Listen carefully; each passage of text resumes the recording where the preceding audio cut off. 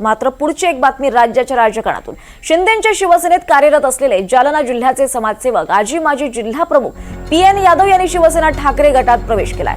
छत्रपती संभाजीनगरचे काँग्रेसचे माजी नगरसेवक सोहेल शेख आणि राष्ट्रवादी काँग्रेसचे उपजिल्हाध्यक्ष रवींद्र पाटील तांगडे यांचा ठाकरेंच्या शिवसेनेत प्रवेश होणार आहे। दरम्यान या पक्षप्रवेशावेळी उद्धव ठाकरेंनी दिवाळीनंतर मराठवाडा दौऱ्यावर जाणार असल्याची घोषणा केली आहे।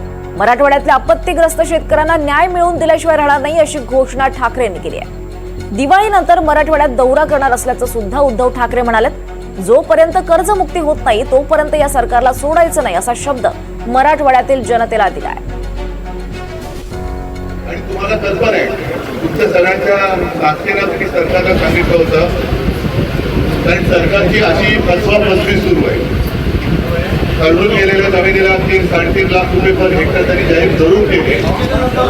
मी म्हटलं होतं की तुम्ही 3-3.5 लाख पाहिजे दिवाळीनंतर द्या, पण पहिले त्यातले 1 लाख हा दिवाळीपूर्वी माझ्या शेतकऱ्याच्या खात्यामध्ये टाका। त्याच्यानंतर कर्जाचं पुनर्गठन नाही, कर्ज पूर्ण माफ करा ही आपली मागणी। आता कालच मी एका वृत्तपत्रात पाहिलं, आता एकेकांच्या पॅकेजच्या चिंतड्या उडायला लागलेल्या आहेत।